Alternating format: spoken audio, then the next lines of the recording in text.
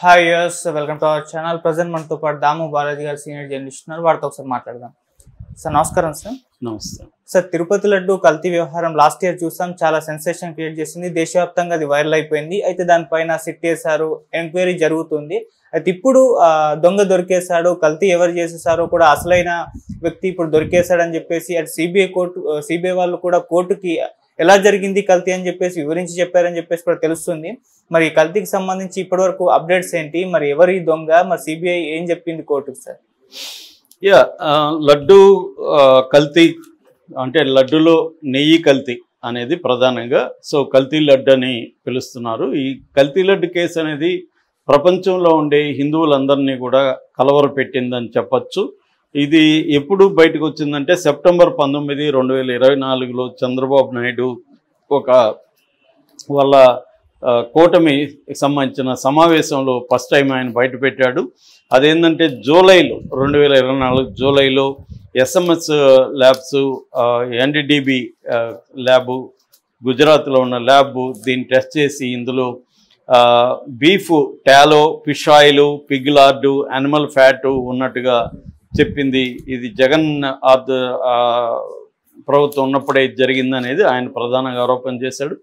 దాంతో వైసీపీ నుంచి వైవి సుబ్బారెడ్డి సుప్రీంకోర్టులో వేశాడు, దీని మీద విచారణ జరిపించండి, మా మీద ఇలాగా ఆరోపణలు వస్తున్నాయని. దాంతో సుబ్రహ్మణ్య స్వామి లాంటి వాళ్ళు ఇంకొంతమంది కూడా సుప్రీంకోర్టులో వేశారు. ఈ లోపలనే చంద్రబాబు నాయుడు సెప్టెంబర్లో 24 ఆ ప్రాంతంలో ఒక స్టేట్ లెవెల్లో సిట్ ఏర్పాటు చేశారు. దీని మీద అది విచారణ ప్రారంభించింది.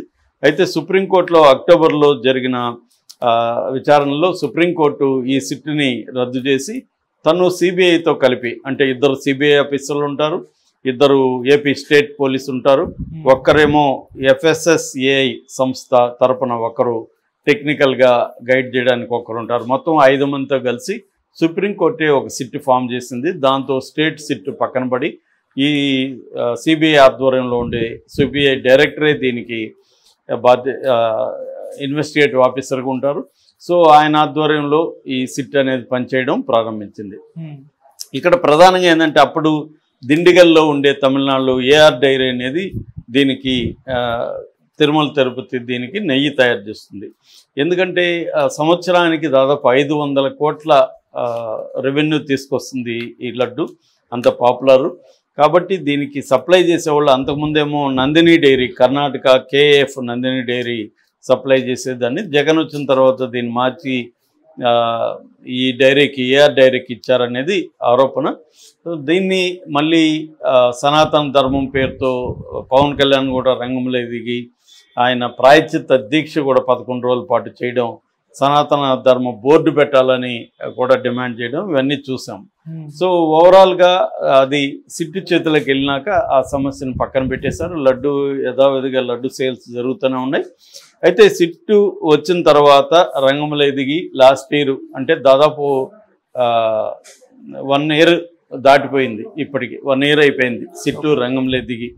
ఈ 1 yearలో ఏం చేసిందంటే ఈ డైరీలందరిని విజిట్ చేయడం, శాంపుల్స్ కలెక్ట్ చేయడం, కొంతమందిని అరెస్టులు కూడా చేసింది. 2025 జూన్లో 4 అరెస్ట్ చేసింది. దాని ఫిబ్రవరి 1 జూన్లో విచారణ మొదలుపెట్టి ఫిబ్రవరి 9న 4 అరెస్ట్ చేసి కోర్టుకు పెట్టింది. ఆ తర్వాత వాళ్ళల్లో కొంతమంది బెయిల్స్ వచ్చాయి. బేసిక్గా సిబిఐ ఈ సిట్టు చెప్తున్నది ఏంటంటే AR డైరీ మళ్ళీ ఇంకొక కొంతమంది డైరీలకి ఇచ్చింది. అందులో బోలే బాబా డైరీ అనేది ఒక ప్రధానమైంది, వైష్ణవి డైరీ అని చిత్తూరు జిల్లాలో వైష్ణవ్ డైరీ, ఈ రెండింటికి సబ్ కాంట్రాక్ట్ ఇచ్చింది. వీళ్ళు దీనికి సప్లై చేస్తున్నారు. ఈ సబ్ కాంట్రాక్టుల్లో అవకతవకలు జరిగాయి అనేది ప్రధానంగా చెప్తుంది. అయితే ఇక్కడ సిబిఐ యానిమల్ ఫ్యాట్ కానీ లేకపోతే బీఫ్ది కలిసిందని చెప్పలేదు. నిజానికి ఏదైతే ఈ NDDB నేషనల్ డైరీ డెవలప్మెంట్ బోర్డుకు సంబంధించిన కాఫ్ అనే ఒక సంస్థ ఇచ్చిన దాంట్లో కూడా డిస్క్లైమర్ ఉంది. అదేంటంటే ఇది నిజంగానే కల్తీ జరిగి ఉండొచ్చు, లేదా ప్రాసెస్లో పాలు నెయ్యిగా మారే ప్రాసెస్లో కూడా ప్రాబ్లమ్స్ రావచ్చు, కాబట్టి ఇది 100% అది జరిగినట్టుగా నేను నిర్ధారించలేమనేది కూడా చెప్పింది. సో దాని మీద ఇప్పుడు సిట్టు రంగంలో దిగినాక సిట్టు కల్తీ అంటే యానిమల్ ఫ్యాట్ ఇదంతా కల్తీ జరిగినట్టు చెప్పలేదు, కానీ కల్తీ అయితే జరిగిందనేది మాత్రం సిట్టు నిర్ధారించింది. ఇప్పుడు లేటెస్ట్గా ఒక అతను అరెస్ట్ చేశారని చెప్తున్నారు. అంతకుముందు మొన్న కూడా చిన్న అప్పన్న అనే ఒక అతను ఈ కేసులో అరెస్ట్ అయినప్పుడు అతను వైవి సుబ్బారెడ్డికి ఆప్తుడని తెలుగుదేశం ఆరోపించింది. దాని మీద కథనాలు వచ్చాయి. దాని మీద వైవి సుబ్బారెడ్డి నాకే కాదు తను అందరికీ కూడా పనిచేశాడు, నాకు ఒక్కడికేం పని చేయలేదు అని చెప్పి అతను ఏదో కౌంటర్ ఇచ్చాడు. మొత్తానికి ఇప్పుడు ఏంటంటే అజయ్ కుమార్ అనే వ్యక్తిని అరెస్ట్ చేశారు. ఇతను A16గా ఉన్నాడు ఆల్రెడీ. ఇతన్ని అరెస్ట్ చేశాడు. ఎందుకంటే ఇతను ఈ బోలేబాబా డైరీకి కొన్ని మెటీరియల్ సప్లై చేశాడు. అందులో మోన్ గ్లెజరైడ్స్ అనే ఒక పదార్థంగా కెమికల్, అసిటిక్ యాసిడ్ ఎస్థైర్ అని ఇంకొకటి, ఈ రెండు సప్లై చేశాడు. ఈ రెండింటిని ఉపయోగించి పామాయిల్ తయారు చేశారు వాళ్ళు. పామాయిల్లో ఈ రెండు వాడారు. ఈ పామాయిల్ని నెయ్యి పేరుతో తిరుపతికి తిరుమలకి లడ్డు దీనికి సప్లై చేసింది బోలేబాబా డైరీ. సో ఈ దాదాపు అలా నెయ్యి పేరుతో వెళ్తున్న దాంట్లో 90% పామాయిలే ఉంది అనేది ఇప్పుడు చెప్తుంది. సో ఇది కూడా షాకింగ్గా ఉంది. ఎందుకంటే మనం ప్యూర్ గీతో తయారు చేసిన లడ్డు అని అందరూ కొంటారు, అది 90% పామాయిల్ అని ఇప్పుడు ఇది సిబిఐ సిట్టు చెప్పడం అనేది ఒక షాకింగ్ అనే చెప్పుకోవచ్చు. అయితే ఇప్పుడు ఈ అజయ్ కుమార్ అరెస్ట్ అవడంతో ఈ కేసు ముగుస్తుందా, పామాయిల్ సప్లై చేశారని చెప్తుందా? పామాయిల్ సప్లై చేసిందని చెప్పినప్పుడు చంద్రబాబు ఆరోపణలోకి విలువ లేకుండా పోతుంది. ఎందుకంటే యానిమల్ ఫ్యాట్ ముఖ్యంగా బీఫ్ అవి ఉన్నాయనేది ఆయన ప్రధానంగా చెప్పారు. బట్ కల్తీ మాత్రం వాస్తవం అనేది తేలుతుంది. ఆ రకంగా మళ్ళీ చంద్రబాబు క్రెడిట్ కూడా వచ్చే అవకాశం ఉంది. ఎందుకంటే తనే లేవనెత్తాడు కాబట్టి కల్తీ అయితే జరిగింది అనేది ఇప్పుడు చెప్తున్నారు. సో దీన్నంతా కూడా రేపు సుప్రీంకోర్టుకి తీసుకెళ్లే అవకాశం ఉంది. ఎందుకంటే సుప్రీంకోర్టు ఆధ్వర్యంలోనే జరిగింది కాబట్టి మరి సుప్రీంకోర్టు దీనికి సంబంధించి ఎలాంటి నిర్ణయాలు తీసుకుంటుంది అనేది చూడాల్సి ఉంది.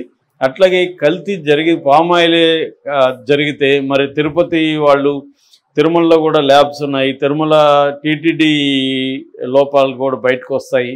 మరి పామాయిల్ 90% పామాయిల్ ఉంటే దాన్ని ఫైండ్ అవుట్ చేసే ల్యాబ్సే లేవా తిరుపతిలో? దాన్ని ఫైండ్ అవుట్ చేసే టెక్నికల్ పర్సన్సే లేరా?